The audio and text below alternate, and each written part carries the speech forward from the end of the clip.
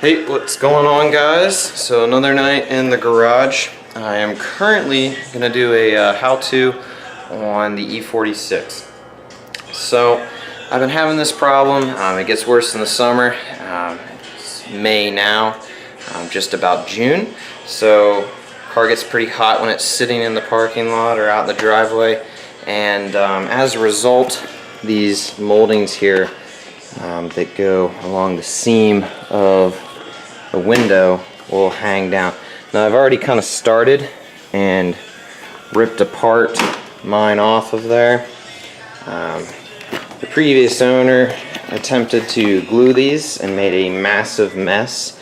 I have no idea what kind of glue, epoxy, what kind of monstrosity this crap is, but it's nasty and didn't work at all.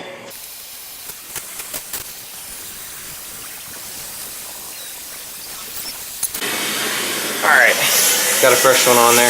So I'm trying to be pretty smart in the way I'm doing this. I don't know if this will help any of you. You guys can't see me at all. Hang on. I don't know if this will help any of you in the way that I'm doing this. But in case you guys are in a similar situation where your previous owner, or maybe you yourself, made this mistake of putting some core epoxy in the seam and it didn't work, I'm taking note of the rotation of the Dremel, and I'm putting the vacuum nozzle on the end of which the Dremel is going to kick out the debris. It's going to minimize the cleanup. Done a pretty good job of it so far. I don't really see much dust on the window. I mean, right here from where the Dremel blew up, but other than that, it looks fairly good. So I'm going to put you back and we'll get back to it. So, as you can see here, the previous owner has made a colossal mess. I mean, just look at that. Oh, God. So, I'm going to spend some time cleaning that up and then I'll be back. Okay, so I have here a couple of the products that I would recommend using for the job. The first one being this E6000. I think a good alternative to this would be the DAP window seal caulk. It's black. I've used that on some trim pieces, specifically the rear tail lights. There's a little bit of a gap. I was kind of in a pinch. I was down on vacation and rain was leaking into the trunk, so just squirted some of that stuff in there. And I'll tell you what, I think it probably works a lot better than the actual gasket from BMW.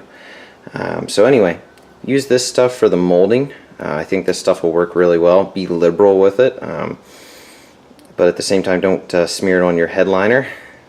Speaking of headliners, if your molding's falling, your headliner likely is too. I use this stuff to rewrap all of my pillars in black suede. Wish I would have done a how-to on that. I think it would have been really beneficial, but maybe another time. This stuff works great. The best way to use it is to spray it on the surface you're looking to adhere something to.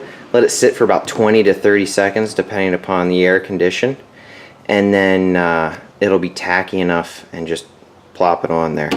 That's what seemed to work best for me. So you'll need this tape, not specifically Scotch tape, not specifically duct tape, but a tape that will hold the molding up without leaving a residue behind. Whatever works for you that's going to be strong enough, that'll work perfect for you. Last but not least, paper towels. You always need paper towels because you're bound to get glue all over your fingers. Alright, so without further ado, let's dive in. You can see, sort of here, let me turn the lights. That didn't really help much at all, but right here is where I re-tacked it up. Doesn't look quite the same because some of the sponge-like material has fallen out, but at least it's not sagging down. Won't bother me as I get out of the car, so looks a lot better. Okay, so I have this peeled down all the way to the dash. So I'm going to start by applying about a foot long section of the E6000 and then I'm going to tape it up till it holds.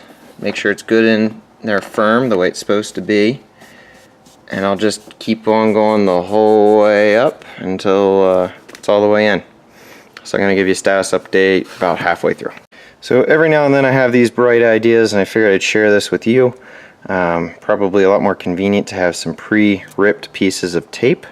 So all you got to do is just reach over and grab them rather than tear. To give you an idea, this is about how much glue I'm applying. I know that doesn't really give you the best idea considering there was glue in there before. But I just kind of did a little squiggly pattern as I went down, so maybe I can do this one-handed, we'll see. Looking through the camera lens here. But just kind of pushing it up there. Yeah, see, it's going to fall. I'm going to need both hands, but alright, I'll be right back.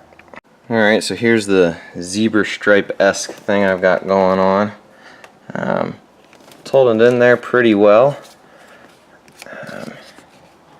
Debating on whether or not I want to close the door tonight to kind of like really lock that on there. I think it might rip the tape though, so I think I'll leave the door open.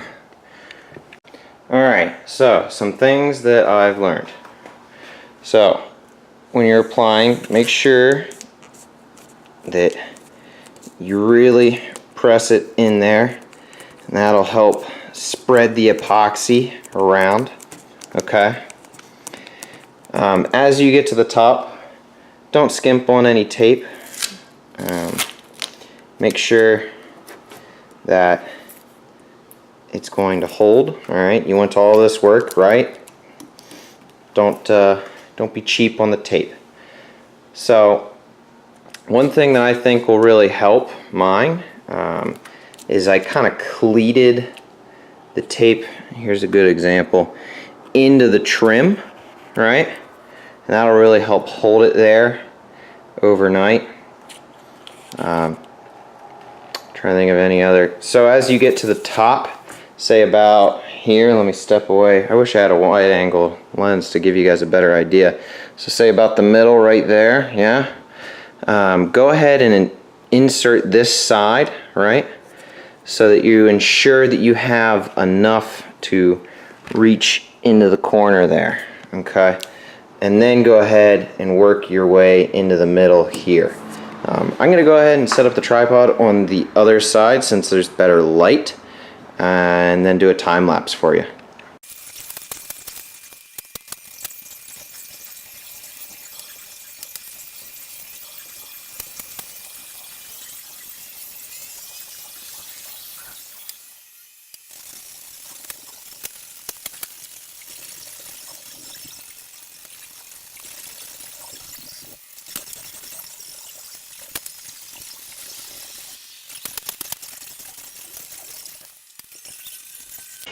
Alright, so again, really spreading out the glue.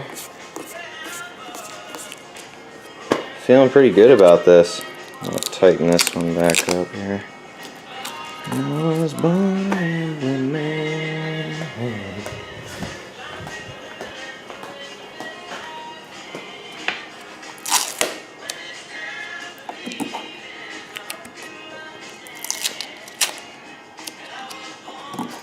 Yeah, looks pretty good. I feel like it's gonna, the only spot I'm worried about is like right in here, so it's kind of hard to like get a good here, let me see if I can give you a better idea what I'm talking about from the inside.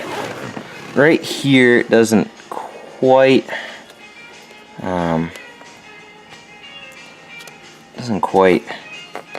push in right, but that's okay.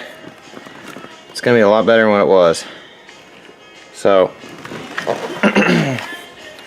come morning, I'll take all the tape off and we'll see how I did. Good morning, everyone. It is a beautiful day here in sunny central Pennsylvania. I'm going to go ahead and start removing all of this tape. I'm going to be extra careful to hold the molding as I peel it. I don't want the adhesive to pull away the epoxy. It's been about 12 hours since We glued this last night. I'm thinking that should be enough time for it to have set.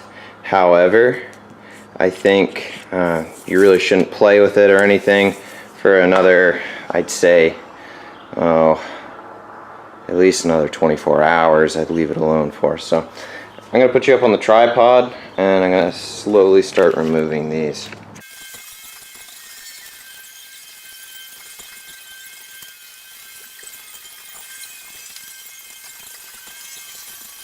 Alright guys, so I would say that's a wrap. All the tape is off of both sides.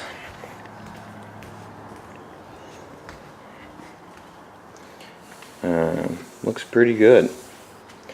No complaints. I don't think it's going anywhere anytime soon. So, thank you guys for watching. I hope this was informative and helps you guys fix your sagging door moldings. This should work for the sedan just as well as the coupe. Don't see why not. Might not be as easy to bracket it up to this trim molding. I'm not quite sure. I think the frame of the door is on the window as well. But anyway, thank you for watching, and again, hope this video helped you guys, and hope to see you next time.